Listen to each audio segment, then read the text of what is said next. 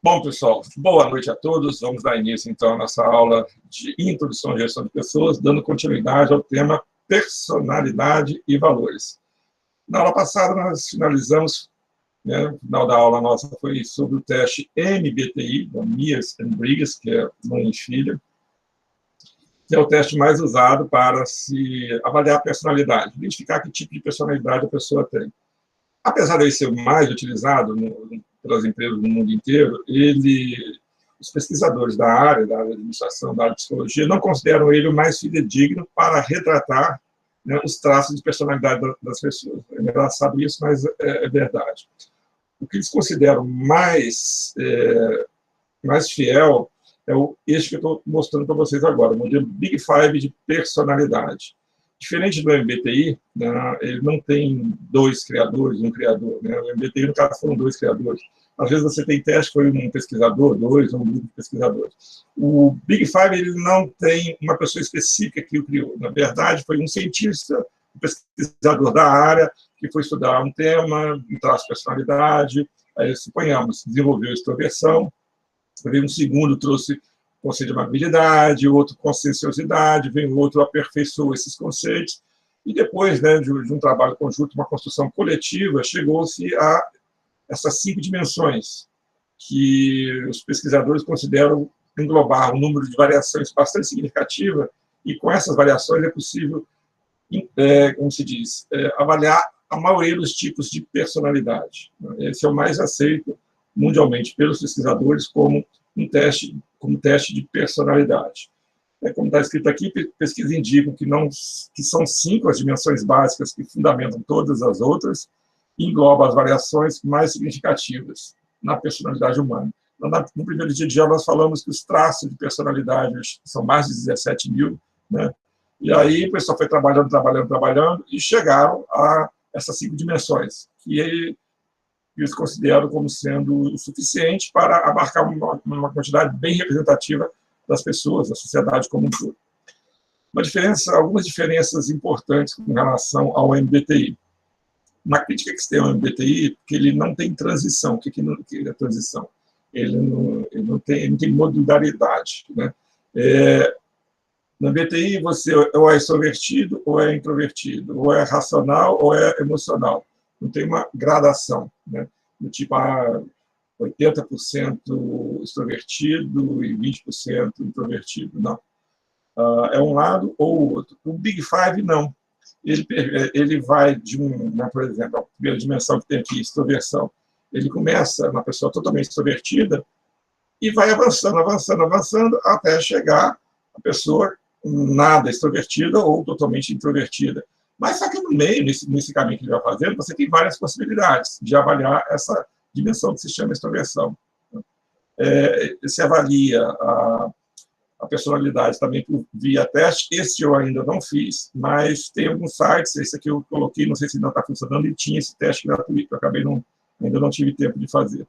E aí vamos começar a analisar, né, quais são essas 5 dimensões que os pesquisadores consideram como as mais importantes para avaliar a personalidade como um todo. A primeira delas, extroversão, né?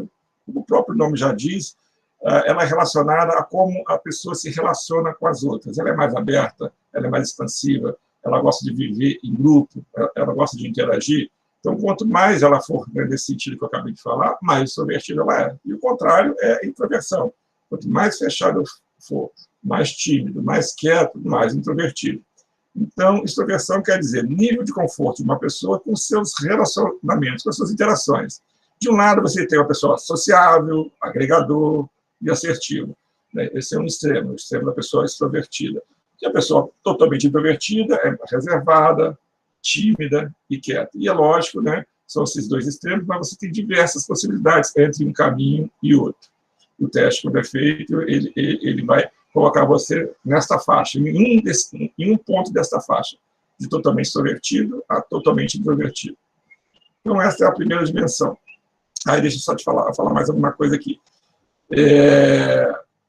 São 5 dimensões, e o teste vai dizer qual é a sua dimensão dominante, ou seja, aquela que é mais característica de sua personalidade, né? Ou seja, na maioria das vezes, aquela dimensão é que vai dar o tom da forma como você age no dia a dia, quais são as suas atitudes. Tá?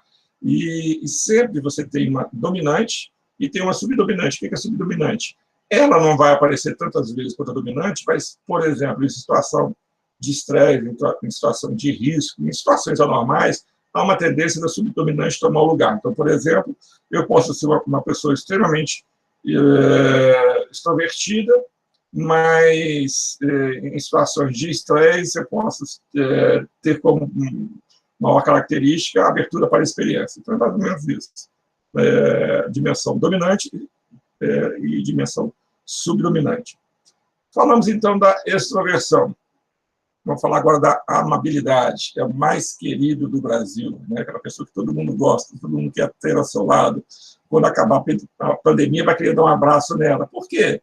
Porque é uma pessoa que tende a ser cooperativa, receptiva e confiável. É o cara gente boa, é o mais amado. Né? Então, se você for totalmente amável, né, você vai querer agradar os outros, você dificilmente vai fazer algo que melindre os seus amigos, os seus colegas. E você tem um lado contrário, né? Ou seja, o lado oposto da amabilidade, que seria a malabilidade, ou seja, quanto mala você é. Uma pessoa insensível, uma pessoa fria, que arranja confusão, que não gosta de estar em grupo, e quando está em grupo, ela arranja intrigas, ela desagrega, tá? Gosta do conflito. Então, essa pessoa é o contrário de uma pessoa amável, ela é uma pessoa de baixa amabilidade, é o que está aqui, fria, desagregadora e confrontadora. Tá? Então, essa é a segunda dimensão. Terceira dimensão, nomezinho difícil de falar, conscienciosidade.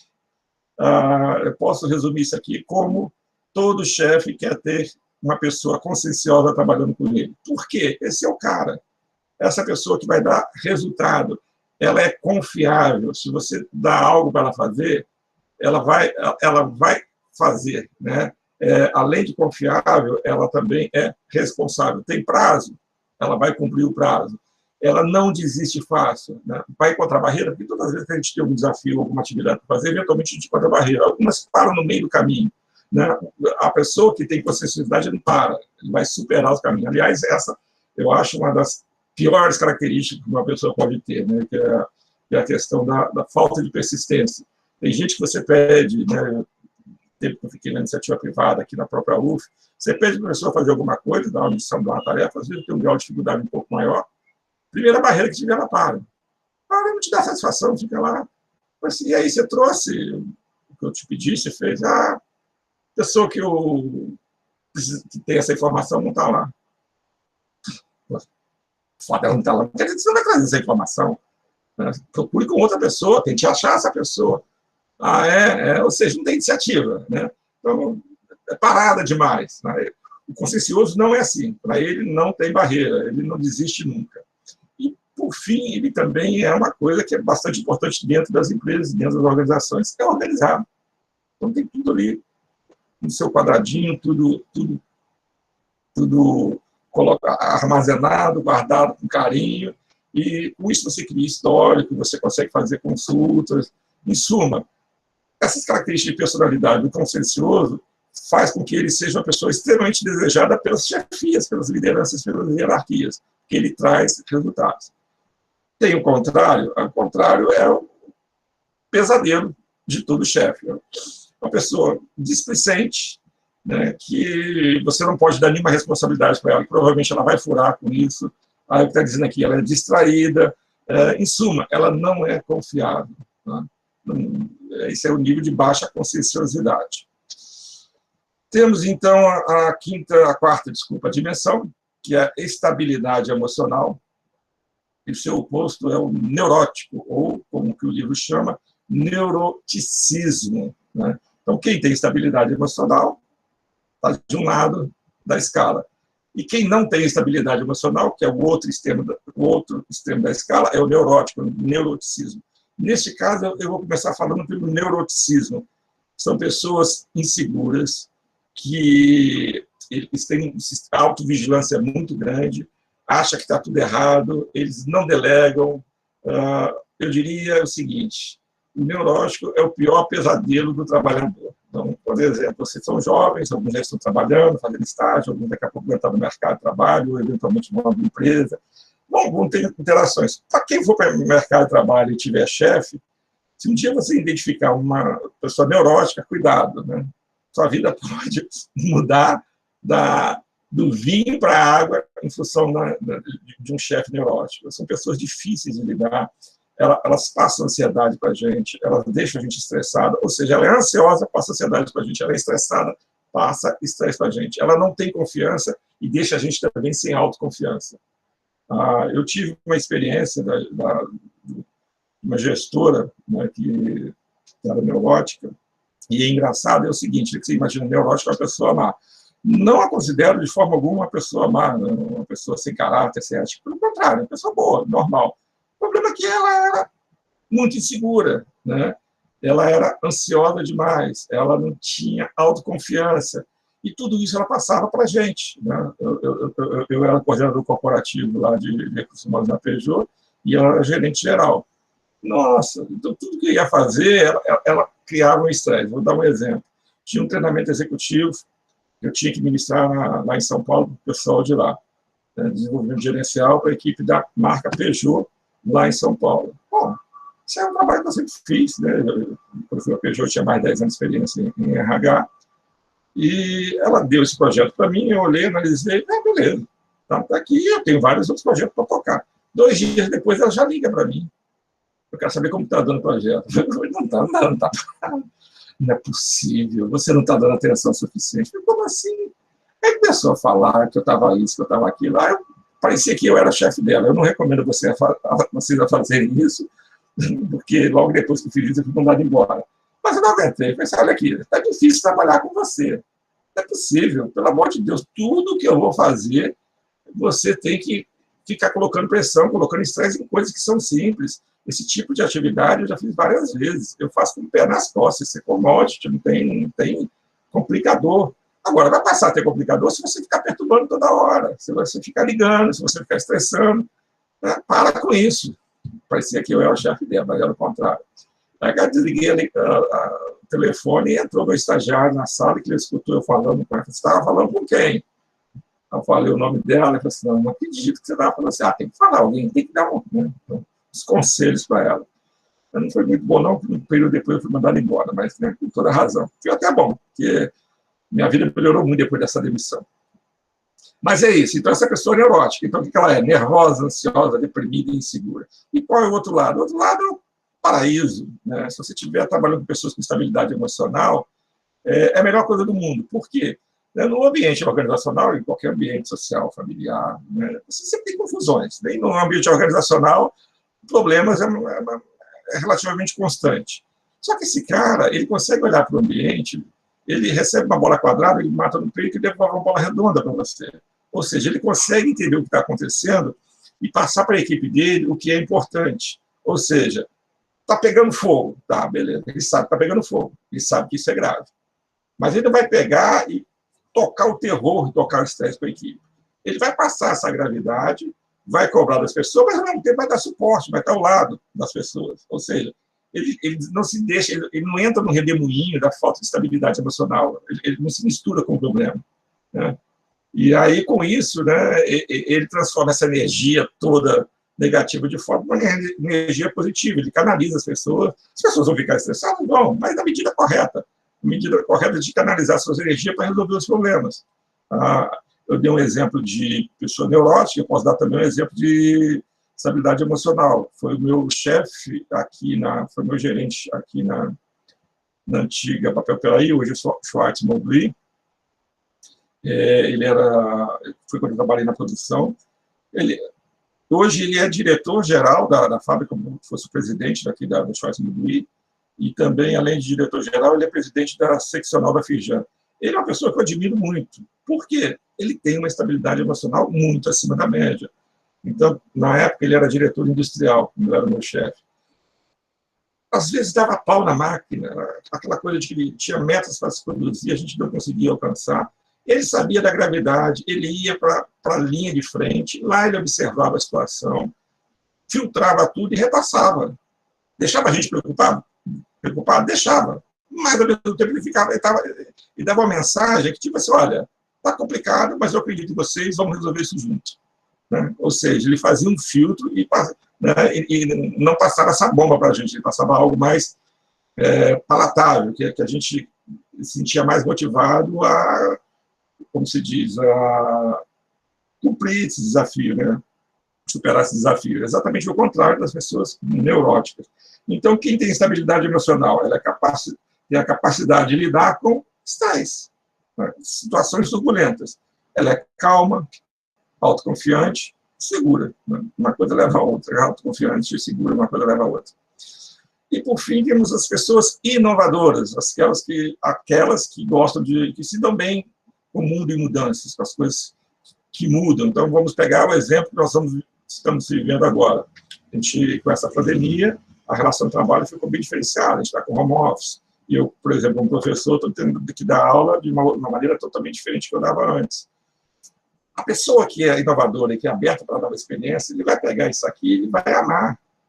Porque ele vai aprender novas tecnologias de como filmar, ele vai aprender nova metodologia de sala invertida, que é um conceito de pedagogia, ele vai aprender novas técnicas de educação à distância. Em suma, para ele, o novo é o gostoso, o novo é legal. Né? Então, ele é aberto para nova experiência, tem interesse por novidades.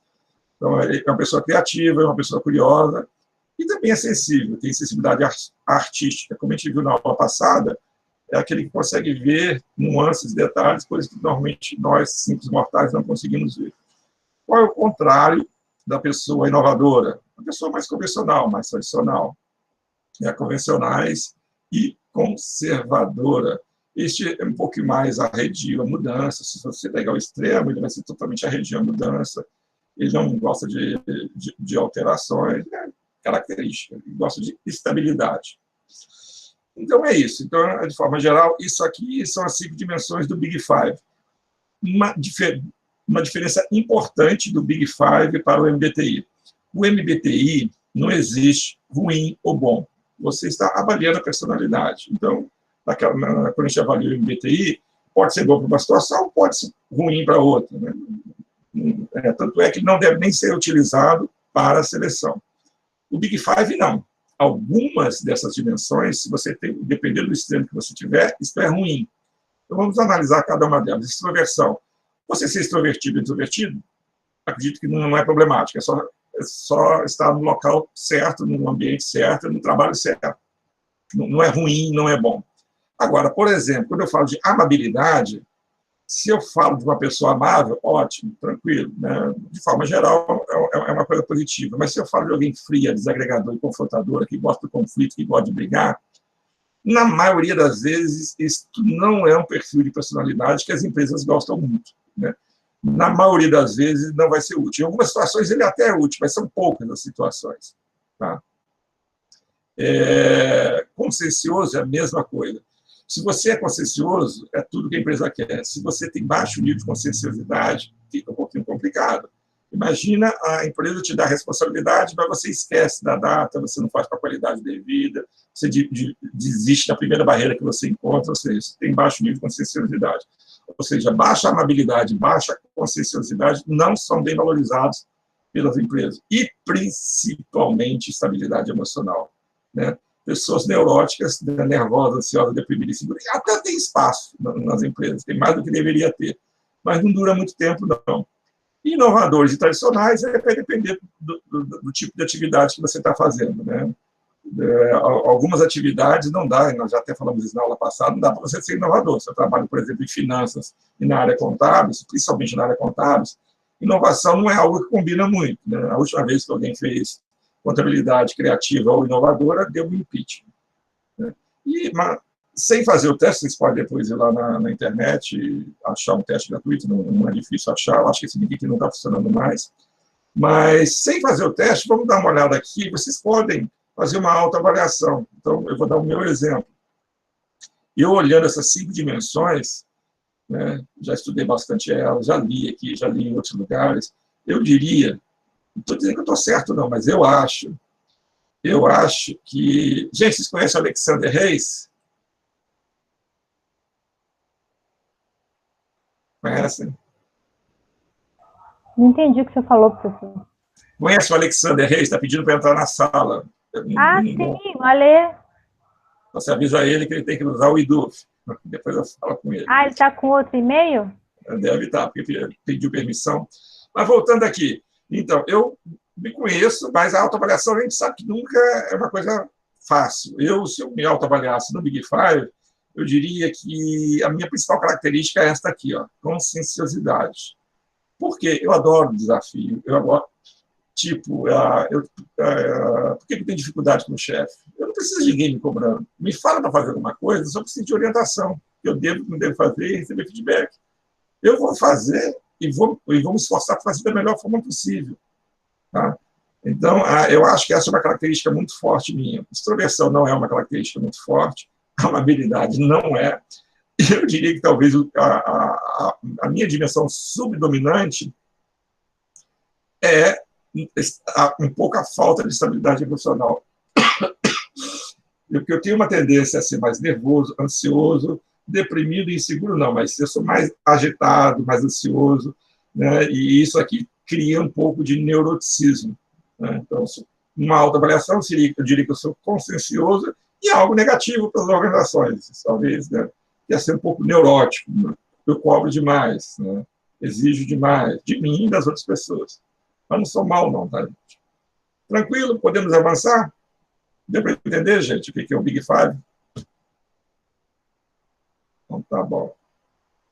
E aí, não vou usar o Mentimeter agora, vou usar mais só no final. Me diga uma coisa, destas 5 dimensões, qual que vocês imaginam que tem o melhor desempenho, a pessoa que trabalha melhor no dia a dia? Vou voltar lá. É o extrovertido, o amável, o consciencioso, que tem estabilidade emocional, ou o inovador, aberto na consciencioso? Consciencioso? Consciencioso, o Lucas falou. Se alguém quiser escrever ou falar, pode ficar à vontade. Vamos fazer uma pequena votação aí. Escreva do lado aí no chat. Vamos participar. Consciencioso. Consciencioso mesmo. Muito bem. Vocês foram muito bem, conscienciosos. O pessoal da manhã, cara, ninguém achou que era consciencioso, não. Eu tive que explicar para ele, mas é o mais amado, é o cara que faz tudo que a gente pede. Ele entrega no prazo, ele entrega com qualidade, ele é organizado. Então, né, essa é a pessoa que normalmente tem melhor desempenho. Não se preocupar com a entrega depois, né? É isso aí, Eliana. Desses, qual que é o mais feliz? Extrovertido, mais amado do Brasil, consciencioso, que tem estabilidade emocional, ou inovador? Extrovertido. Extrovertido, tem mais. Eu quero mais opiniões aí, sobre estabilidade emocional. Tem mais. Pelo menos mais umas 3 aí, por favor.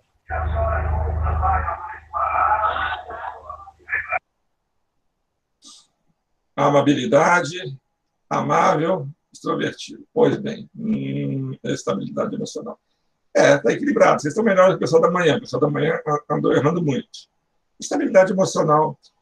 Por quê? Por que esse cara é mais feliz? Vamos voltar lá, vamos dar uma lida. Ventou para o norte, ventou para o sul, aquelas coisas que estressam a gente. O estresse não faz tanto mal para ele. Ele consegue conviver com o estresse. O que é motivo de tristeza na gente? A pressão que nós recebemos da família, do ambiente de trabalho, nos nossos relacionamentos sociais, da falta de dinheiro. Então, tudo isso causa um incômodo na gente, que é estresse. No nível baixo, o estresse é até positivo. Mas se o estresse vai subindo muito, a gente começa a ficar ansioso e pode virar até doença. Então, estresse demais, né? Quando a pressão da vida começa a bater sobre a gente, e a gente não sabe trabalhar com isso, gera ansiedade, gera uma certa tristeza. Né? A gente não fica feliz com isso. Né? Então, essa pessoa que é calma, é autoconfiante e segura, ela diz o seguinte: olha, minha situação está ruim, mas vai melhorar, eu tenho confiança, as coisas vão dar certo, vamos trabalhar para isso. Né? Então, essa habilidade emocional, as pesquisas indicam que são as pessoas que são mais propensas a serem mais felizes. Tá? Vocês falaram extroversão não, ele apenas se relaciona bem, é social, é ligador e assertivo. Essa habilidade emocional é mais ligado à felicidade. E quem tem potencial para ser líder? Vamos lá, por favor.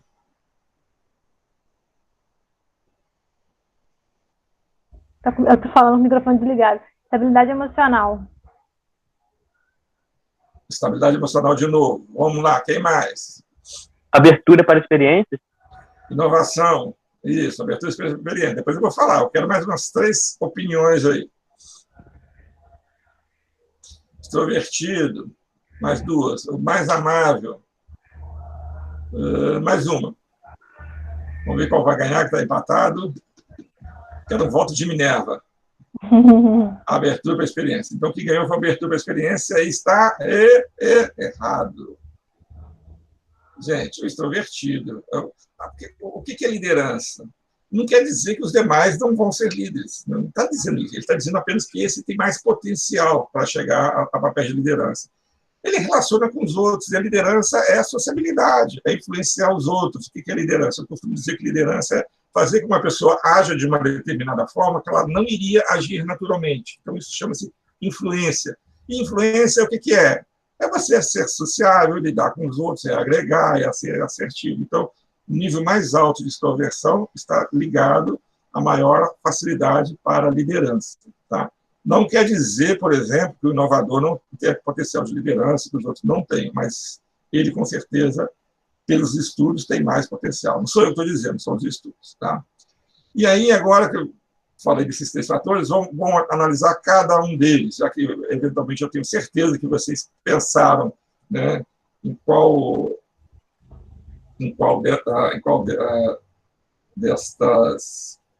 destas dimensões vocês se identificam mais, ou acham que tem mais a ver com o perfil de vocês, eu vou falar um pouquinho mais de cada uma delas. Então, eu vou falar o porquê é importante e o que afeta.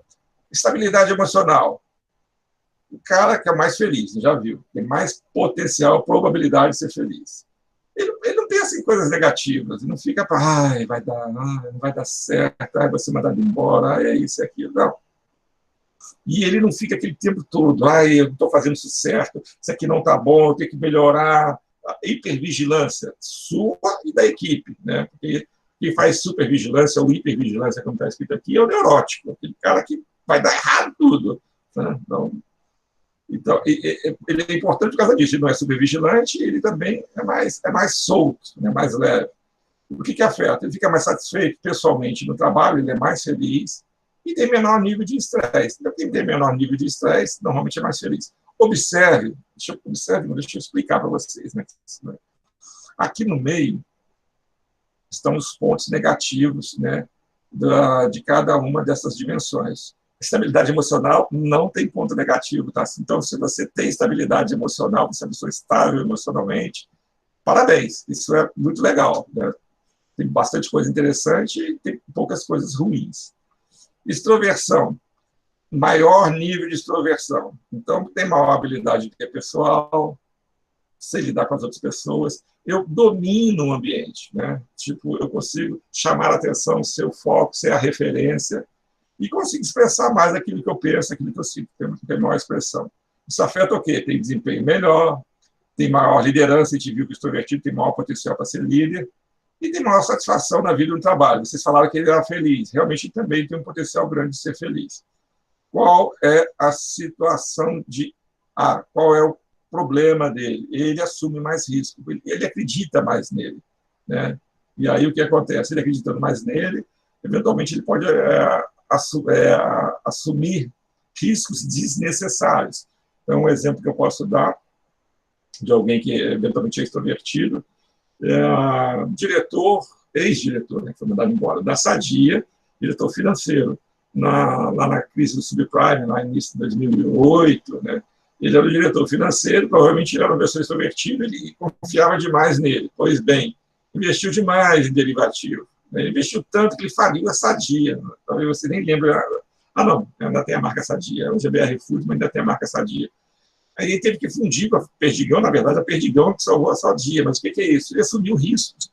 Então, a pessoa que é mais extrovertida, ela acredita mais nela, e aí acaba assumindo riscos que, às vezes, não deveriam assumir, que é além da conta, digamos assim. Os inovadores. Esse é o cara seguinte, estou comprando um equipamento novo, tem um software novo, eu preciso implantar um modelo de gestão diferenciado. Esse cara que você tem que mandar para treinar. Por quê? Ele tem um alto nível de aprendizagem, ele gosta de coisas novas, ele gosta de participar de curso, então ele é mais criativo, ele também tem maior flexibilidade, ele muda com mais facilidade, e autonomia, você não precisa ficar monitorando muito ele, mesmo que ele não gosta. Pessoas inovadoras não gostam de ser muito monitoradas, né? E o que ele faz bem? Treinamento. Ele vai aprender, ele vai para o treinamento e vai saber mais que o professor no final. Tem uma boa liderança, vocês falaram que esse cara pode ser um bom líder também, e é mais adaptável às mudanças, né? E ele também é um pouquinho de professor Pardal, né? O professor Pardal vai inventar dispositivos que eventualmente não vão dar certo, aí tem mais riscos para acidentes do trabalho. O mais amado do Brasil, isso aqui é o xodó, mora no coração de todo mundo. Então, ele é o mais amado, ele discute menos, ele é mais conformado, ele não briga pelas coisas, né?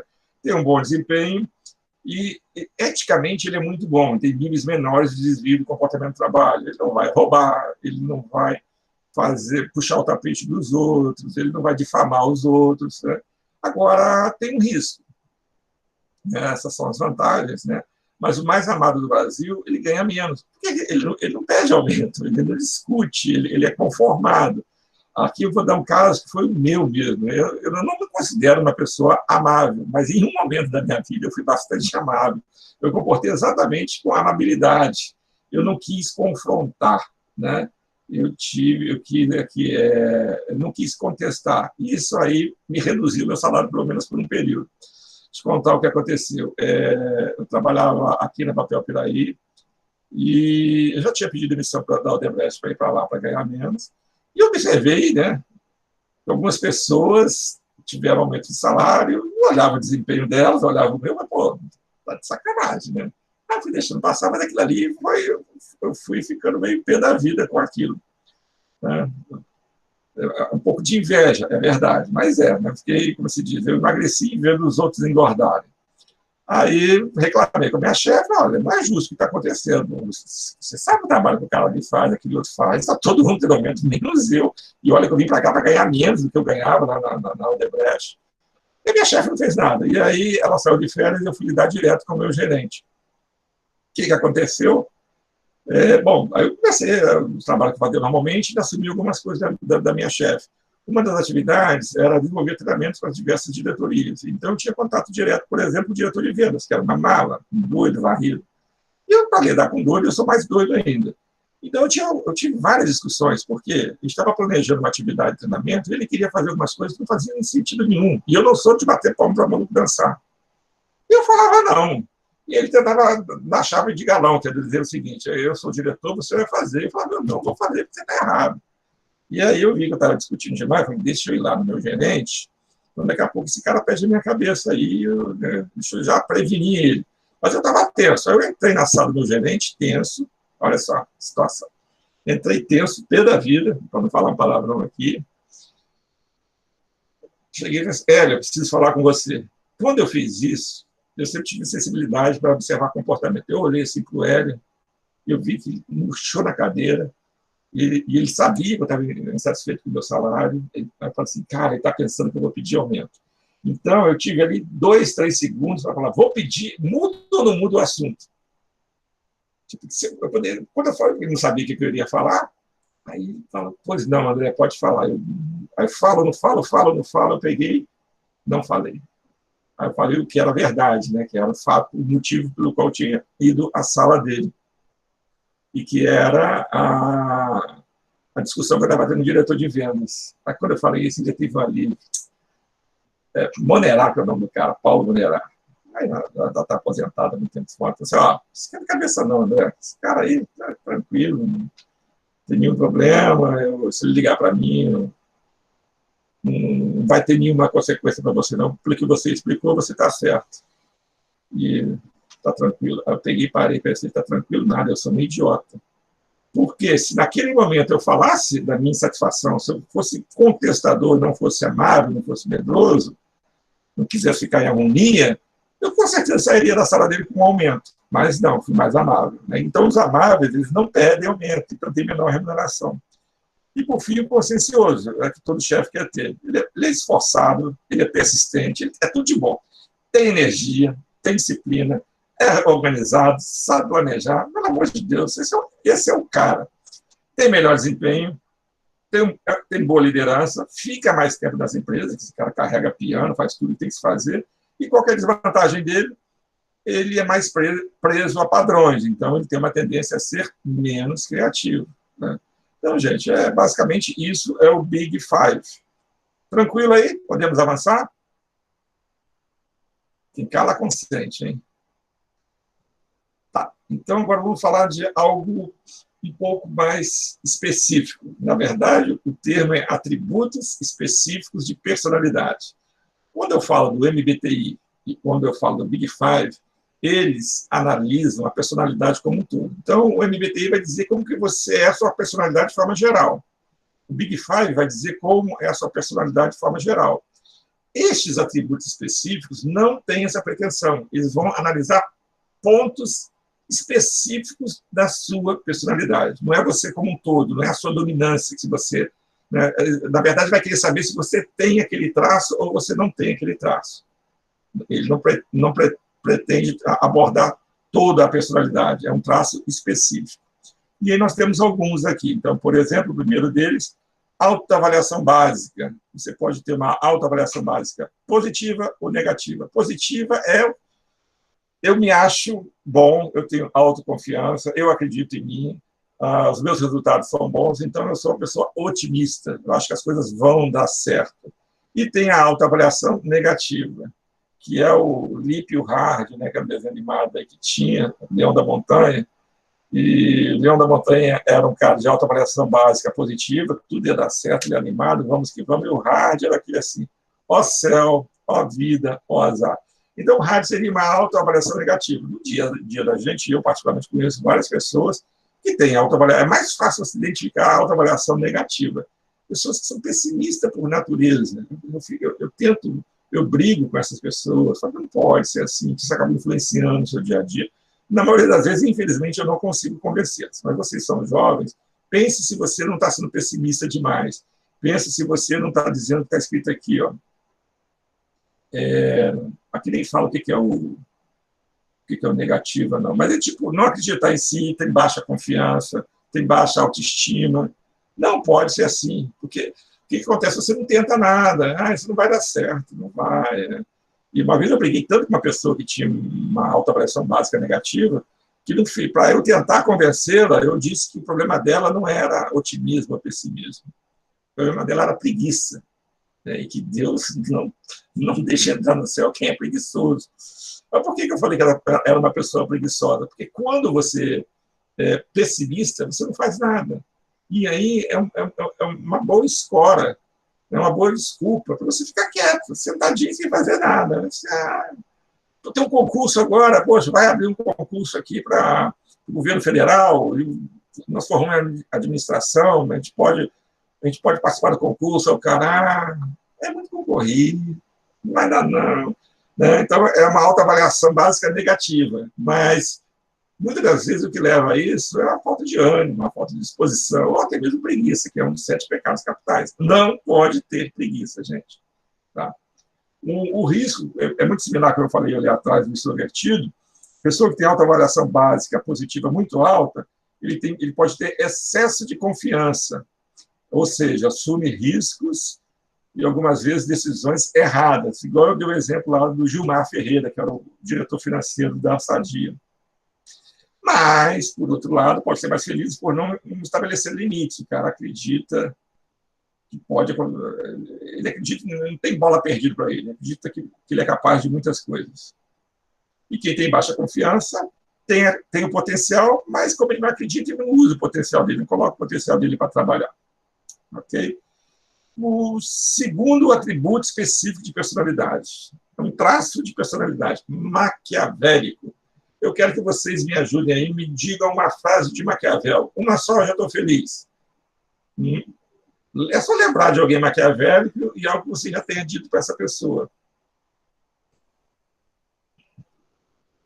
Uma só.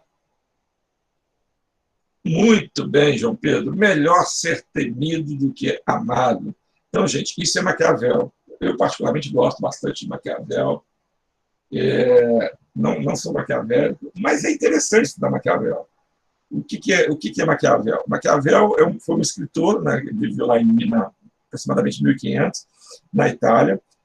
Tinha a família Médici, que tinha o reino deles lá, e ele escreveu um livro chamado O Príncipe, que ele dava dicas de como conquistar e manter o poder. Esse livro é usado até hoje. Maravilhoso, professor, esse livro, muito foda, sério. Na moral, não pode achar isso. Desculpa, mas professor. Tá, eu vou falar só algumas frasezinhas para vocês. A Lara Mascarenhas vai entrar, vocês conhecem ela, né? Sim. Então, tá bom. Vamos lá. Quando eu comecei a fazer a universidade, o primeiro ano eu estudei na universidade rural. Não, eu sou apaixonado pela rural. Eu adoro, eu sempre gostei demais da universidade, por isso que eu nunca quis sair da universidade. E lá eu morava em alojamento, aquela vida universitária, muito legal. E eu fui para lá novo, sou de Volta Redonda, fui estudar, morar no alojamento, sacaneado o tempo todo, era bullying, né? Sem problema nenhum, tranquilo. E eu sempre fui um aluno dedicado, então eu prestava bastante atenção na aula, era extrovertido, gostava de debater com o professor, sempre fui mais de esquerda, então todo mundo era de direita, eu brigava com todo mundo politicamente. Só que eu era muito ingênuo mesmo. O que a Sara falou, que ela gostou muito do livro, eu fiz amizade com um cara, né? Um cara gente boa pra caramba, das pessoas mais criativas que eu já conheci até hoje. O nome dele é Newton. Aí, um dia, o Newton chegou com um presente para mim. André, trouxe um presente para você. Aí, entregou, tá? Eu estou procurando, daqui a pouco eu vou mostrar para vocês. É o livro do Maquiavel. Está lá em cima. É o livro do Maquiavel. Você é um cara que tem potencial, você é um cara inteligente, dedicado, mas você é muito ingênuo. E realmente, né, eu acho que eu era meio boca aberta naquela época mesmo. Né? Eu acreditava em todo mundo, né? E eu acabei indo para o outro extremo. Agora eu virei um pouco neurótico, um pouco desconfiado. Mas o que é ser maquiavélico? Agora você imagina, eu vou falar o que é maquiavélico, depois eu vou trazer isso para o âmbito da empresa. Então, maquiavélico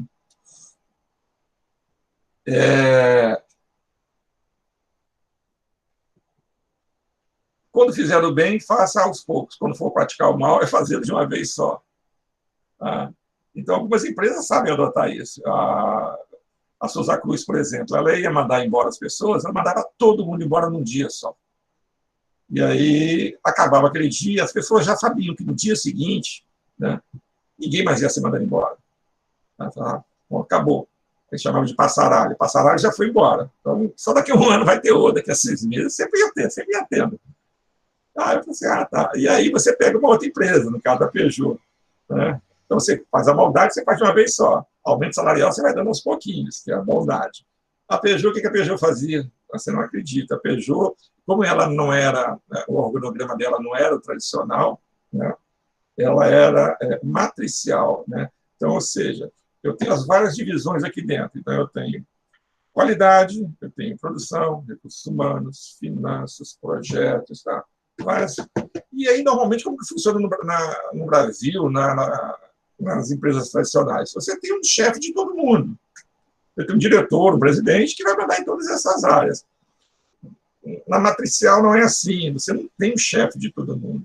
Então, o cara da qualidade se reporta ao chefe de qualidade lá na França, o cara de finanças se reporta ao chefe lá na França. Então, fica aquela coisa assim, o meu chefe está lá na França, então vira a casa de ninguém. Eu nunca gostei de sistema matricial. Se funciona, não sei. Eu, particularmente, acho que não funciona. E uma das características que eu observava na ingestão de pessoas era que, às vezes, a empresa dava orientação para cortar, e eu sabia que, né, eu trabalhava em RH, ela tem que cortar 3% do efetivo.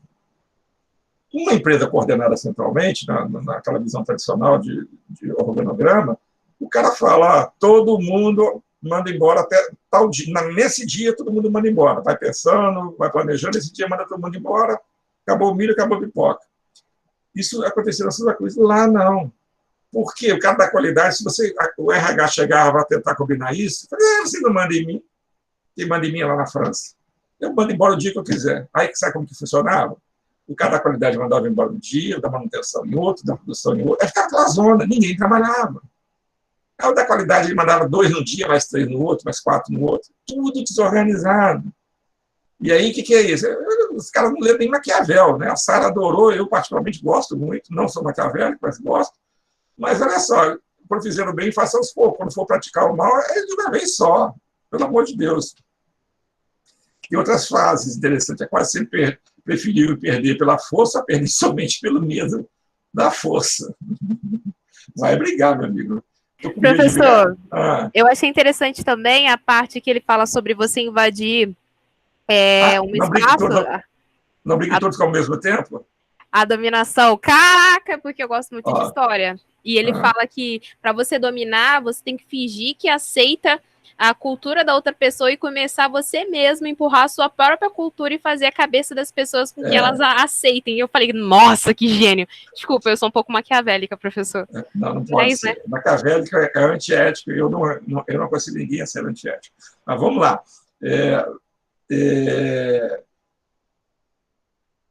Isso que você falou, Sara, me lembra outra coisa. Maquiavel falava, não brigue com todos ao mesmo tempo. Do tipo, se o reino está brigando com a Lapônia do Sul e está em paz com a Lapônia do Norte, e de repente surgiu um conflito com a Lapônia do Norte, você tem que parar de brigar com a Lapônia do Sul. Você não pode jamais brigar com todos ao mesmo tempo. Isso vai no dia a dia. Eu faço parte de um grupo. E aí tem lá pessoas que eu sou mais próximo, mais distante. De repente eu brigo com uma das pessoas do grupo e com as outras não estou próximo. Gente, se eu não voltar a conversar com os outros, eu fico isolado. Eu jamais brigo com todos ao mesmo tempo. Né? O chefe deve ser amado ou temido. Olha só que legal. Todos os príncipes devem preferir ser considerados clementes e não cruéis. É necessário, contudo, não é isso aqui não, evitar o mau emprego dessa clemência. Você tem que ser bom, mas bom na medida certa. Essa aqui que é muito legal também. Chegamos assim à questão de saber se é melhor ser amado do que temido. A resposta é que seria desejável ser ao mesmo tempo amado e temido, mas que como tal combinação é difícil, é muito mais seguro ser temido, se for preciso optar. Eu quero ser amado e temido, mas não dá para ser os dois? Não, então vai ser temido. Eu quero que as pessoas têm que ter medo de mim. E aí eu volto aqui para o nosso Maquiavel, que você quer pelo feito trazer esse conceito para cá, e falo, lembrando um pouquinho que a Sara falou, chefes maquiavélicos que eu já vi fazendo esse tipo de coisa. Né? Eu já vi chefe maquiavélico tirar toda a autoestima de uma pessoa. Como você tira um chefe, pelo poder que ele tem, ele consegue fazer isso, é assédio moral, né? Uma das piores coisas que pode existir. O assédio moral, ele consegue tirar toda a autoestima da pessoa, sabe como? Eu, por exemplo, sou professor. Suponhamos que eu tenho um chefe que eu estou dando aula para vocês, aí ele está aqui acompanhando, quando acabar a aula ele me dá uma chamada. E aí, numa reunião, eu falo algo, ele me dá uma chamada. Ele começa a minar tudo que eu faço. E aquilo ali vai tirando, né, aquela autoconfiança que eu tenho. No final, eu fico no chão, igual um trapo. E o cara que é maquiavélico, ele te joga no chão, um pouquinho diferente do que a Sara falou, mas com alguma similaridade. Te joga no chão. Quando você está lá no chão, tipo, eu não sou ninguém, aí ele vem com os conceitos dele. E ele começa a falar, faça isso. Independente se deu certo ou errado, ele fala, nossa, você fez, é assim que tem que fazer. Aí você começa a melhorar a sua autoestima. E aí ele vai recuperando sua autoestima a partir daquilo que ele acha que é correto. Ou seja, você perde os seus valores e passa a assumir os valores dele. Isso é ser maquiavélico. Eu já vi gente fazendo isso. Tá? Então, é pragmático, não tem emoção. Os fins justificam os meios. Eu não sei se essa é uma frase de Maquiavel, mas eu acho que é. Eles manipulam mais, vencem mais, é difícil você convencê-los, é muito estressado, e questão ética, eles se desviam mais de padrões éticos. Semelhar a alguns tipos de trabalho, é bom você ter gente maquiavélica. Um exemplo claro em gestão de pessoas, por exemplo, negociação sindical. Negociação sindical tem muita barganha, então tem muito maquiavelismo lá. Toma lá, dá cá, jogo de soma zero, que a gente costuma dizer. Então, é bom você ter pessoas maquiavélicas. E os negociadores sindicais que eu conheci, a maioria deles eram maquiavélicos. No Congresso, as pessoas são maquiavélicas, porque lá é barganha. Não é uma conotação negativa, não. O que funciona no Congresso é toma lá, dá cá.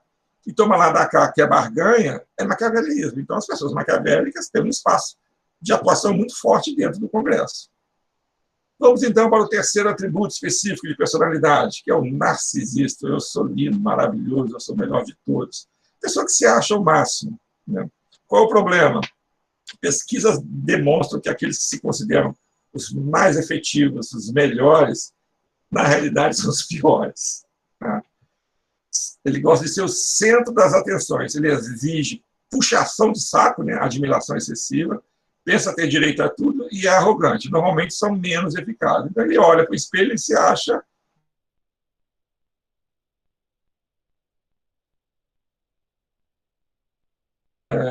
Tem alguns nas empresas, no dia a dia, esse perfil de personalidade. Automonitoramento, isso aqui é bem legal. Eu já conheci uma pessoa que tem automonitoramento, ele é um camaleão, ele é camaleônico, ele se adapta ao ambiente. O ambiente vai mudando e vai mudando junto. Você pode, eventualmente, você pode até achar que é uma conotação negativa, mas não é, não. É pessoa de duas caras, não. É um direito da pessoa se adaptar, se automonitorar, para sobreviver. A adaptação tem muito a ver com sobrevivência. É lógico, eu não posso passar a perna nos outros, eu não posso ser antiético, eu sempre vou bater nessa tecla. Não trapacear, não ser antiético, né? Porque não gosto de falar muito antiética, porque ética é um conceito para mim muito complicado. É não trapacear, não enganar os outros. Mas você se adaptar é uma coisa legal, né? Não é ter duas caras, é se adaptar. E aí eu vou dar um exemplo para vocês de uma pessoa que eu conheci, que eu admiro ela, porque ela era uma pessoa ética, uma pessoa boa, né? Não é mau caráter, isso é uma coisa que eu valorizo muito, e ela tem um automonitoramento maravilhoso, né? Ela trabalhava na marca Citroën e ela trabalhava com o Sérgio Habib. Ela era coordenadora de RH. Eu era coordenador de RH aqui na fábrica e ela lá na marca Citroën. E aí nós tínhamos muita independência, porque o RH corporativo era fraco. Eu mandava aprender, mandava soltar na fábrica, ela mandava aprender, mandava soltar lá na marca Citroën. E o chefe dela era o dono da maioria das concessionárias Citroën na época. Eu acho que ele vendeu. Além disso, ele era um cara rico para caramba, Sérgio Habib.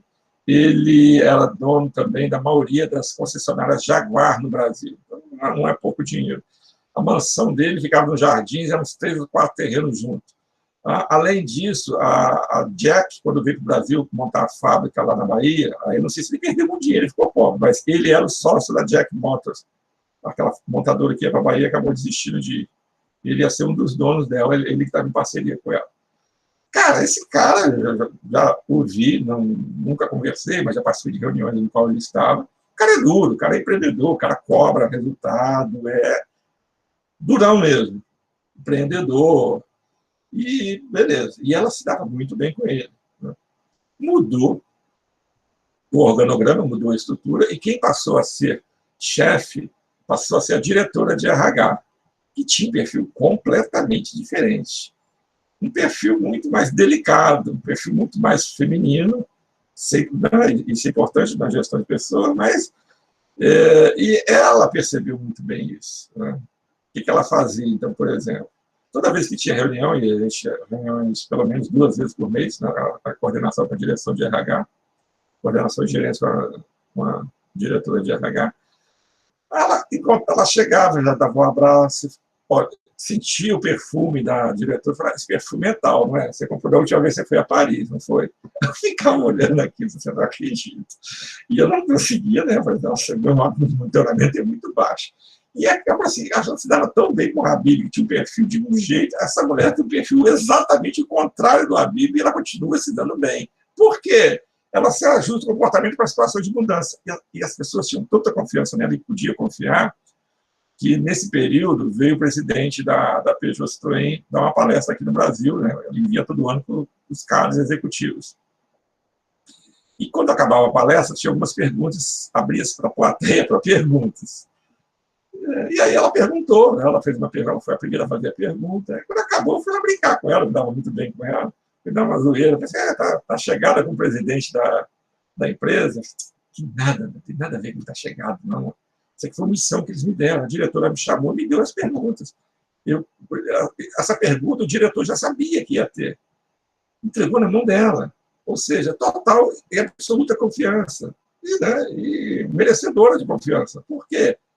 Ela é uma pessoa íntegra, ela é uma pessoa, né, ética, e com automonitoramento fantástico, né? Sensibilidade para compreender os sinais de mudança. Eu posso dizer que, por exemplo, hoje, a gente vive um ambiente forte de mudança, algumas pessoas estão tendo bastante dificuldade, né? Já cheguei a falar com vocês que eu vejo alguns professores o professor tem dificuldade, não é problema. O problema é o professor ficar relutante. Ele achar que isso não vai dar certo. Aí é complicado. Vamos agora para o próximo, né? Automonitoramento já falamos, vamos falar de personalidade tipo A e tipo B. O tipo A, para resumir, é falar da Ambev. Por quê? É muita competição e muita agressividade. Esse é a personalidade tipo A. E passividade e paz e amor é o tipo B. Por que eu falo que o tipo A é Ambev? A Ambev, a gente vai falar, quando a gente estiver falando de cultura, eu vou falar bastante da Ambev. A Ambev, ela tem um nível de cobrança, de pressão, de metas, de cobrar resultado e de recompensar esses resultados também. Ela não apenas cobra, ela também recompensa se você consegue atingir as metas. Muito forte. Né?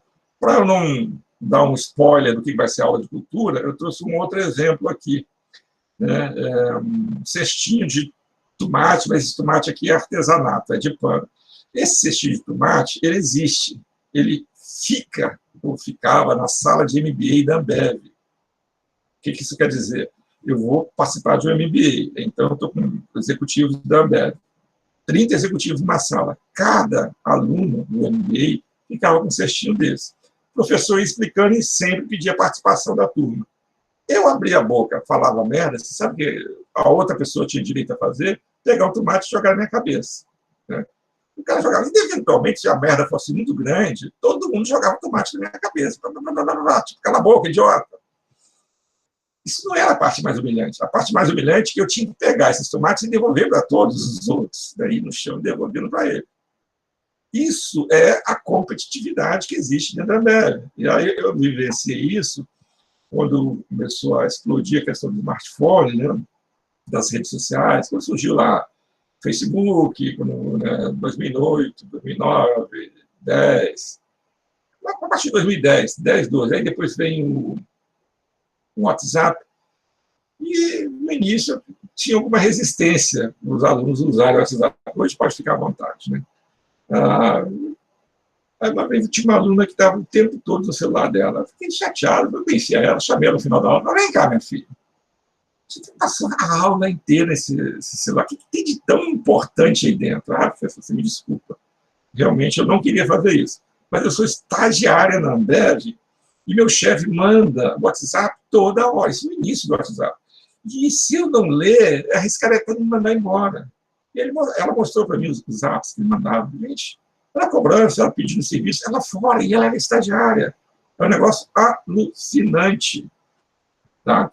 E aí, então, esse é o tipo de personalidade. Pessoas que são excessivamente competitivas e agressivas. Essas pessoas, eu recomendo buscar emprego em empresas tipo a Ambev. Né? E o tipo B é o oposto. Né? Todo mundo é meu amigo, todo mundo é meu irmão, paz e amor. Né? Aqui eu não sei se existe empresa paz e amor, não. Deve ter. A Natura talvez seja uma empresa mais ou menos paz e amor. Personalidade proativa, desafio status quo, são mais propensos a deixar a empresa para abrir o próprio negócio. Tipo, as coisas funcionam de um jeito, ele chega e é questionador. Fala, por que é assim? Por que é assado? Igual criança. Por que é assim?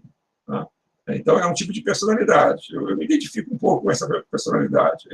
Ainda mais depois que eu comecei a trabalhar com o conceito, que eu vou passar para vocês, de paradigma. Toda vez que alguém chega para mim e fala é assim que funciona, eu falo, por que é assim que funciona? Eu não falo, não, porque sempre foi assim, isso não é resposta, você tem que me dar uma lógica. E se você não me der uma lógica, eu vou ter que buscar alternativa para essa forma de funcionamento. Né? E funciona bastante, mas mais tarde a gente vai falar sobre isso. Então, personalidade proativa e desafio status quo são mais propensos a deixar a empresa para abrir o próprio negócio. Eu sempre fui mais propenso para deixar a empresa, porque eu sempre questionei demais, e as pessoas que não me aguentavam. Mas eu nunca fui empreendedor no sentido de abrir um negócio. Então, essa última parte aqui não cabe muito no meu perfil. Tá?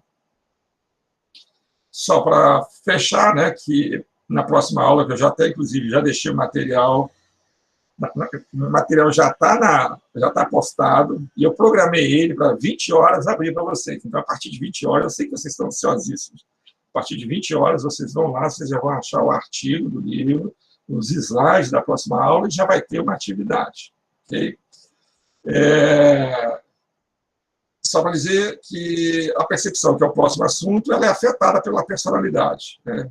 O trabalho que eu deixei para vocês fazerem tem a ver com isso. Como que vocês vão perceber algo que eu passei para vocês, e depois a gente vai tentar fazer um link entre a sua personalidade e como você percebeu o que eu defini para vocês. E a personalidade molda o nosso comportamento. Beleza, então isso fecha, isso aqui é claro, e aí fecha rapidinho, vamos falar de valores. Para falar de valores, eu gosto de trazer o iceberg, é mesmo que derrubou o Titanic. Né? Quando você vê o filme Titanic, você vê um pedacinho de gelo pequenininho. Né? Pequenininho, não. Ele não derrubaria o navio, não. É o problema do iceberg é 5% lá de fora e 95% para baixo. Né? Então, quando ele bateu aqui, o Titanic não bateu somente aqui, ele bateu toda essa estrutura de um iceberg. Então, nós falamos até agora de personalidade, que é mensurada pelas atitudes, né? Como a gente age e reage no ambiente no qual estamos inseridos.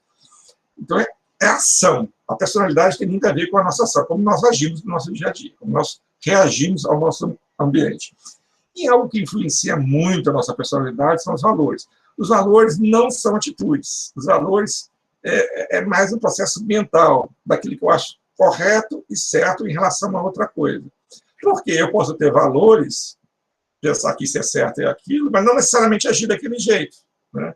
Ou seja, eu tenho atitudes diferentes dos meus valores. A atitude vai ser a personalidade, os valores vão ser outros. Você não pode ficar muito tempo nessa ciranda de ter valores de um jeito, do tipo, roubar é feio.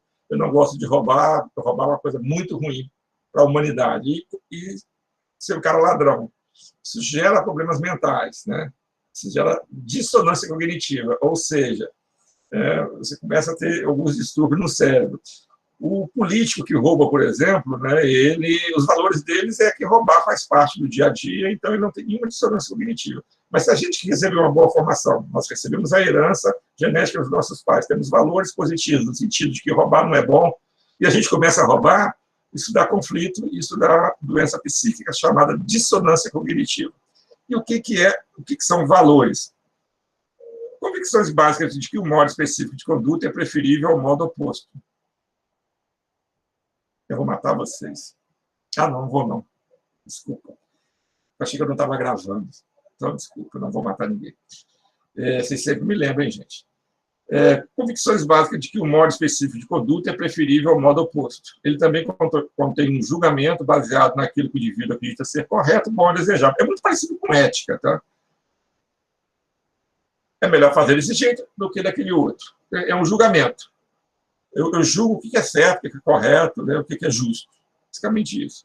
E aí, o livro já começa falando, né, que nós temos valores. Os valores possuem 2 atributos, de conteúdo e de intensidade.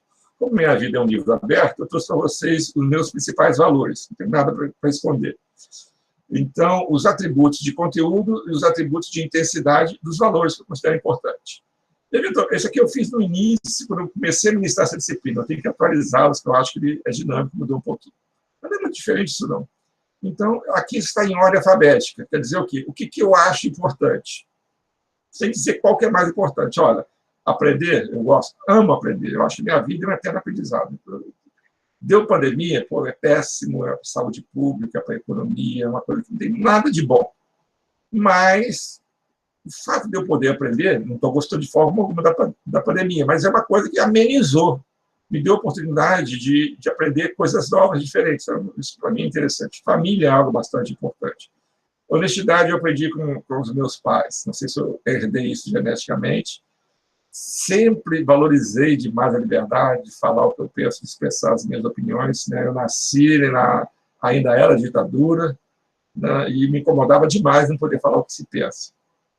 Nada cai do céu é só chuva, se bobear, cai granizo. Então, você tem que lutar para conseguir as coisas, isso é um conteúdo de um valor importante. Sempre gostei demais da natureza, desde criança, né? Gostava demais de animais, de bichos, de floresta. Tanto é que a primeira profissão, quando eu tinha lá meus 6, 7 anos de idade, eu queria ser zoólogo. Na verdade, nem existia essa profissão, era zootecnia, provavelmente, que cuida dos animais. Quando eu era criança, também eu lembro, lá com meus 8 anos de idade, estava passando no jornal, uma mata pegando fogo, eu trocava de canal com aquilo ali, me incomodava. E, gente, né, eu sou professor, mas eu gosto de dinheiro. Então, eu sou vaidoso, quero ter sucesso profissional, e que esse sucesso profissional se reverta em dinheiro, né? Sucesso financeiro também. Então, esses são os conteúdos que eu considero importantes. E aqui, o atributo de conteúdo, que é importante, agora o atributo de intensidade. Eu vou hierarquizar do mais importante para aquele que eu considero menos importante. Na autoavaliação que eu fiz, nem sei se eu sou assim, porque a gente sabe que a autoavaliação às vezes não é correta. Mas, a princípio, eu penso que algumas coisas eu tenho certeza. O que é mais importante para mim? Família. Naquela época era importante demais aprender, sempre gostei demais de aprender. Honestidade, é que está aqui em terceiro lugar, é um valor importante, mas está em terceiro. Lutar para conseguir as coisas também, liberdade, com muito valor, respeito à natureza e sucesso profissional. Eu acho que tendo tudo isso aqui, eu acabava tendo sucesso profissional. O sucesso é muito parecido com a personalidade, né? São relativamente estáveis e duradouros, e uma parcela significativa dos valores estabelecidos durante a infância. Lembre-se que o texto do Robbins, isso aqui está indo do Robbins, ele fala que a personalidade é mais passível de mudança até a adolescência. Os valores, ele está dizendo que é até a infância. Então, aquela frase, você educa até os 6, 7 anos, tem mais a ver, aquela frase famosa que os pais da gente falam, que para educar até 6, 7 anos, tem mais a ver com valores. Então, com quem vocês, como são os seus pais, seus professores, amigos, etc. Pois bem, agora eu vou passar um casinho aqui para vocês, e vocês vão me responder. Ainda não tem intimita, só vai ter uma intimita mais no final. Devolver ou não devolver? Eis a questão. Seu Manuel é faxineiro no Aeroporto Internacional de Brasília. Vive em uma cidade satélite com a esposa e 5 filhos. Não tinha televisão. Ganha 3 salários mínimos. Gente, eu tenho que aumentar isso aqui. 3 salários mínimos em Brasília, o cara nem almoçar e não almoça. E passa por dificuldades econômicas agravadas pelo gasto com seu filho mais novo, que está passando por tratamento de saúde caro. Então, esse é o caos da vida do seu Manuel. Ontem, seu Manuel achou uma maleta com 25 mil reais. Dentro dela há o nome e o endereço. O proprietário da maleta não é um rico industrial, é o velho da Ava, e o velho da Ava virou um deputado federal. Vamos mudar, vamos atualizar. Depois eu vou mudar aqui. E aí a pergunta, devolvo ou não devolvo? Eis a questão. A Sara diz que devolve. Vamos escrevendo aí, gente, no chat. Devolve. Devolvo. O Lucas também devolve. O Diogo devolve. O João não devolve. Deixa eu ver. O João, se for, vai dar água. Eu devolvo, é nada. Ainda mando presente para ele no endereço dele. Se for vai dar água, eu devolvo. É nada. Ainda mando um presente para ele. Tá. Eu não devolvo. Isso aqui sou eu, tá, gente? Aí, cuidado. Eu não quero que vocês cheguem, né, para a família de vocês e falem, nossa, professor, é antiético. Isso que eu falei agora, isso é crime. Crime. Por quê? Se você tem algo, você não pertence a você, que você achou, e que você não devolve, isso é previsto em lei, você é obrigado a devolver. A sanção deve ser bem levezinha, não deve nem ir para a cadeia, mas é previsto no Código Penal. Não sei se foi, não sei se teve no Código Penal, não sei se foi modificado, mas até pouco tempo atrás com certeza era, não sei se ainda continua sendo. Mas você comete crime, André? Cara, eu não sou a pessoa mais certinha do mundo, não. Aí eu vou... Olha só que engraçado. Eu usava... Diga, Eliana. Gente, eu não estou falando de mim, isso aqui não tem certo ou errado, não, tá? Isso aqui é cada um. E depois eu vou explicar. E a máxima de que achado não é roubado, como é que fica? Não, isso aí é apenas um ditado popular, e tem um ditado popular que não se sustenta com uma análise mais consistente. Achado não é roubado, não é consistente. Olha só, isso aqui eu apresentava em turmas de MBA, que fazia para fazer um debate sobre ética. Era um rolo danado, porque eu já falava isso, e eu não conseguia. Eu comecei a desistir de debater com eles, porque eu não conseguia justificar. Até o dia que eu comecei a dar aula de comportamento organizacional e vi isso aqui. Aí que eu entendi por que eu respondo desse jeito. A explicação estava aqui. Gente, honestidade para mim é importante. Não tenho dúvida que honestidade é importante. Isso eu aprendi com meu pai. Meu pai sempre dizia, o que é seu, o que não é seu, não é seu. Tá? Então, esse é um valor que eu carrego a partir da minha família. Mas não é o primeiro lugar. Em primeiro lugar, para minha família. Então, na hierarquia, a honestidade tem que ter seu lugar. Perdeu o Playboy. Mesmo sabendo que, eventualmente, é contra a lei, pode ser algo não ético, Mas, olha, entre minha família e ser honesto, eu vou privilegiar minha família. Então, isso que o valor faz. O valor, ele diz o que ele acha certo ou errado. Ele não vai seguir lei, não vai seguir padrão ético, são seus valores, são coisas internas. Pode estar errado, pode ser antiético? Pode. Mas é seu valor. A gente entender, a gente pode ficar com pudores. É isso, aquilo. Eu não tenho pudor nenhum, mas eu estou falando para vocês que eu não devolveria. Ou aconselharia o Manuel a não devolver. Porque família é mais importante. E eu vou supor que esse dinheiro não vai fazer falta para ele.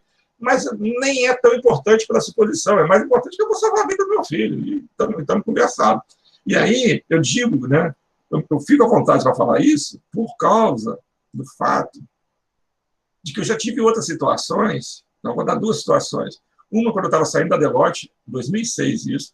Eu estava voltando para Volta Redonda, a minha primeira vez que eu trabalhava em Volta Redonda, estava vindo para a UFA, quando eu entrei na UFA em 2006. E aí, já tinha pedido demissão, estava lá de bola, lá de bobeira, eu fui dar umas voltas para conhecer alguns lugares do Rio que eu não conhecia.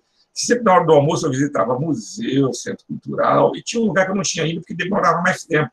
E aí eu aproveitei que eu já estava demissionário, eu fui nesse lugar, que era a Ilha Fiscal. Peguei o barquinho, fui até lá e voltei. Na volta, em 2006, eu passei perto de um orelhão e vi em cima do orelhão uma máquina fotográfica. Hoje nem existe mais, hoje é celular. Quando eu abri a máquina, era digital. Naquela época, eu estava surgindo a máquina digital ainda. Eu não tinha máquina digital, a minha máquina ainda era de... Eu olhei e falei, pô, essa máquina digital é uma marca boa. E aí eu vi em cima do orelhão, falei assim, esse cara vai voltar aqui. Eu chamei 2 guardinhas, é lógico, não podia chamar só um, chamei o outro, porque aí não tem como partir a máquina no meio, eu falei assim, entreguei na mão dos 2. Falei assim, olha só, eu achei essa máquina aqui, o proprietário dela provavelmente vai voltar. Então vocês fiquem próximos aqui, quando ele voltar, vocês entregam para ele, por favor. Eles olharam assim meio triste para mim, pode deixar, sim, senhor, vamos devolver a máquina. Fui embora. Se eles devolveram ou não, eu não sei. Eu fiz o que eu achei que era certo. Não é meu. Eu preciso de uma máquina? Preciso. Mas, cara, a pessoa vai voltar? Tem possibilidade? Tem dela voltar. Tem possibilidade dela recuperar o que é dela? Tem. Então, a honestidade vai falar mais alto. Aí, em 2013, 2014, eu passei a passagem de ano lá no Sul e fui ao Beto Carreiro com os meus filhos, na época, eles eram eram crianças, né? Aí... O primeiro brinquedo que nós fomos, foi logo na entrada, uma montanha-russa bem infantilzinha. Quando eu sentei na montanha-russa, eu achei um bolo de nota de R$50. Eu nem contei a quantidade. Fiquei até nervoso quando eu vi. Sentei. Quando eu vi aquele bolo, eu enfiei no bolso, aí chamei o cara lá do Beto Carreiro e falei assim, olha, achei um dinheiro aqui. Não vou te falar quanto, mas se a pessoa que perdeu voltar, pede para falar comigo. E aí não contei o dinheiro, não. Quando eu saí, parou... a montanhazinha russa lá, o pessoal já tinha espalhado a notícia pelo pessoal que trabalha no Beto Carreiro, o pessoal, fica para você, devolve não. E aí, nesse meio tempo, veio um cara me trazendo um senhor, eu falei assim, olha, ele falou que o dinheiro é dele. Eu nem perguntei quanto que tinha, porque também não tinha contado, não tinha enfiado no bolso. Assim, esse dinheiro é seu, velho? Porque no bolso entreguei na mão dele. Fui embora, falei, o dinheiro não é meu. E aí, né, até para um desencargo com você, eu encontrei com ele depois, né, lá de fora desse mesmo brinquedo, e ele estava conversando com um amigo e contando a história. Então, realmente, o dinheiro era dele. Mas isso é um fator de honestidade. Mas é por quê? Tem alguma coisa de família ali? Eu estou precisando de dinheiro para fazer curso? Não. Então, a honestidade chegou. Então, é isso aqui, ó, o quanto é importante. Então, eventualmente, você pode ter. O valor ele vai nortear a sua personalidade e o seu comportamento. Tá? Professor, Diga, sabe o que é interessante de, tipo assim, experiência própria? Eu fui criada numa família evangélica, então desde pequena eu estava na igreja. E o mais interessante é como que isso também molda a forma em que a gente vê o mundo, sabe? Porque, tipo assim, tinha discurso que eu ia na igreja falando que a gente não tem que mendigar e nem pedir para as pessoas, porque na hora certa Deus ia preparar. Então, a minha visão que eu tenho, assim, por exemplo, se eu achar algum dinheiro, eu vou devolver, porque já teve caso que, como eu trabalhei como operadora de caixa, eu encontrei R$300 debaixo do meu caixa. Aí eu fiquei toda empolgada, só que aí eu pensei, e se for de alguma operadora que perdeu, aí a menina tem que pagar 300 conto, ou se for de algum cliente, aí eu devolvi. Então, assim, é muito interessante o papo que o senhor fala, é que como a forma como a gente é criada, né, molda os nossos valores. E outra coisa, querendo ou não, né, eu acho que também me motivou, eu iria devolver o dinheiro, com certeza. Não Aham. iria, eu imagino que devia ter uns R$ 600 ali, devia ter umas Nossa. 10 notas, umas 12, 10, 12 notas, R$ 500, R$ 600 ali de 50. Mas eu estava com os meus 2 filhos, eles viram eu fazendo isso. Então, eu queria passar esse valor, ele faz parte, né? Eu queria passar esse valor para eles também. Quando eles viram, né? Hoje meu filho é 10 vezes mais honesto do que eu, talvez a honestidade esteja em primeiro lugar. Ele não faça pequenos delitos. Você sabe que eu cometo pequenos delitos. Qual o maior delito que eu já cometi até hoje? Eu roubo canetas, né? Da UF, não que a UF, coitada, é tão pobre, que eu levo minhas canetas para lá. Mas quando eu trabalhava em empresa, eu trazia a caneta aqui para casa, olha só, isso é um delito. Então, eu já não sou tão 100% honesto.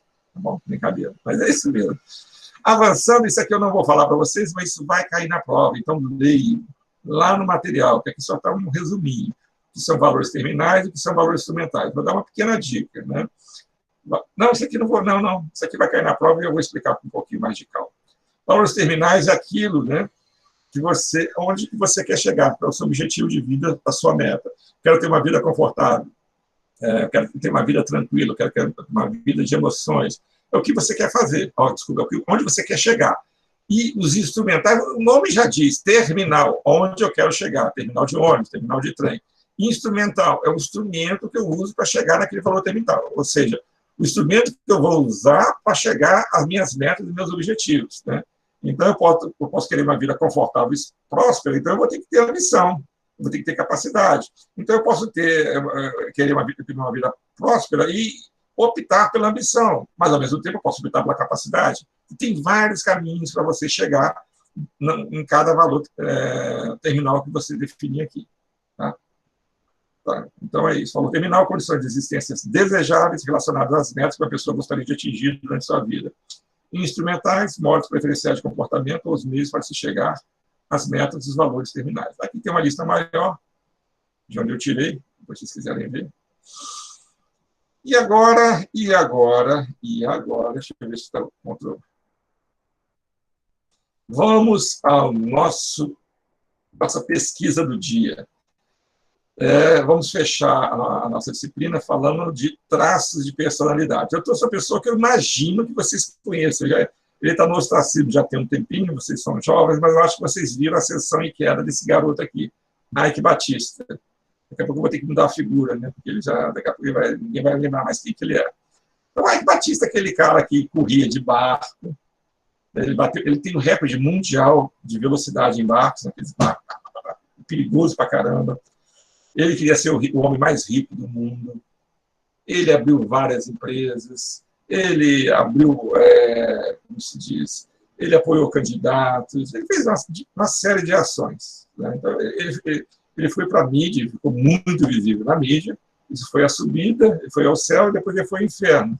E as ações dele começaram a despencar, ele começou a ficar envolvido em escândalos políticos, também em escândalos financeiros, chegou a ser preso, fez implante de cabelo, né, e teve que cortar o cabelo dele.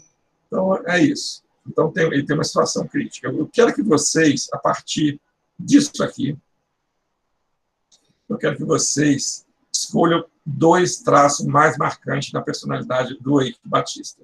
Então, eu tenho extroversão, intuitivo, racional, consciencioso, estabilidade emocional, maquiavélico, se for estabilidade emocional, escreva só estabilidade. Eu quero só uma palavra, tá, gente? E coloca o acento certinho, porque senão isso vai virar uma nuvem. Maquiavélico, narcisista, inovador, amabilidade e automonitoramento. Tá?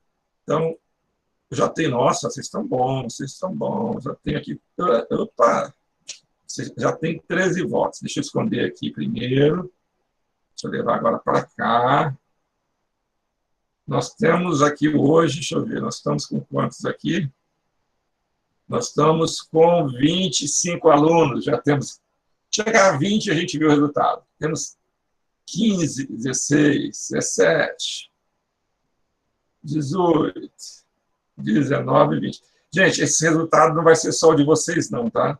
Eu aplico essa atividade de manhã e eu não apago ela, não. Então, vamos ver se vocês entenderam bem os conceitos de personalidade. Ok, então vamos ver que deu aqui? Opa, é assim.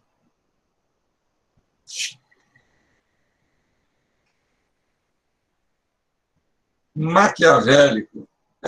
De manhã eu tinha dado. Vamos ver o que ele é. Ele é maquiavélico? Sim, com certeza. Ele não dava ponto sem nó. Inclusive, um dos traços que eu não gostava do estilo dele. Eu achava muito fanfarrão, eu tinha a impressão que ia dar errado, mas eu torcia para dar certo. Por quê? Exatamente, talvez até por um traço maquiavélico dele. Eu torcia para dar certo, porque ele tinha um perfil empresarial diferente dessa elite vagabunda que nós temos no Brasil. Né? Como tirou a nossa aula, não é, de ciência política, eu não vou falar da nossa elite vagabunda, mas eu vou falar o que ele fazia. Então, por exemplo, ele participava, ele doava, e não era uma quantidade pequena de dinheiro, ele doava dinheiro para o governo para a distribuição da Baía da Guanabara, as unidades pacificadoras, ele apoiava, ele tinha algumas ações de escola, então ele tinha várias contribuições sociais. Né? E aí, provavelmente, isso aí era uma coisa maquiavélica, né? Conforme a Sara falou, eu sou mal, mas eu quero que vocês pensem que eu sou bom. Né? Então, legal, maquiavélico, com certeza. Narcisista, demais. Né? É que, quando essa atividade era ao vivo, eu passava um vídeo dele. Um vídeo quando ele estava no auge do auge. Então, esse vídeo, nossa, ficava escancarado. Se vocês tivessem assistido o vídeo, provavelmente vocês iam mudar a versão mais para narcisista.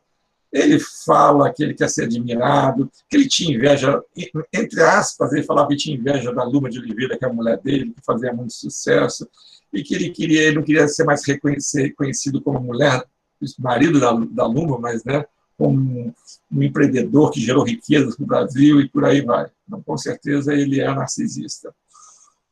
Inovador, sim, foi inovador, ele criou coisas novas, ele criou bastante coisa. Né? Eu queria que isso desse certo, infelizmente deu errado. Né? Gerou riquezas, mas de uma forma, o problema foi a forma. Né? Lançou projetos na Bolsa de Valores, que eventualmente não tinham tantos fundamentos assim. Extroversão, bastante extrovertido, então o que deu mais para vocês? O que deu? Maquiavel, escreveu Maquiavel, beleza. Isso aqui foi na parte da manhã, então eu acho que ninguém botou amabilidade. Isso aqui ele não tem, não, tá, gente? Ele não é amável, não. Ele tenta passar até uma imagem, né, amável, mas a imagem que ele tenta passar de amável é de maquiavélico. Né? Ele é um tratorzão, ele é um conquistador, ele é extrovertido. Automonitoramento, talvez nem tanto, né, porque as coisas mudaram e ele não conseguiu. Eu acho que essa parte narcisista acabou cegando ele um pouco. Né? Se fosse só Maquiavel, talvez ele não tivesse caído, mas a fase o traço narcisista dele talvez tenha impossibilitado ele de enxergar muitas coisas que estavam acontecendo ao redor dele. Legal, é isso mesmo. Tá? Conquistador, consciencioso. Então, tá. Então, agradeço a atenção de vocês e até a próxima oportunidade. Um abraço. Professor, você pode tirar uma dúvida?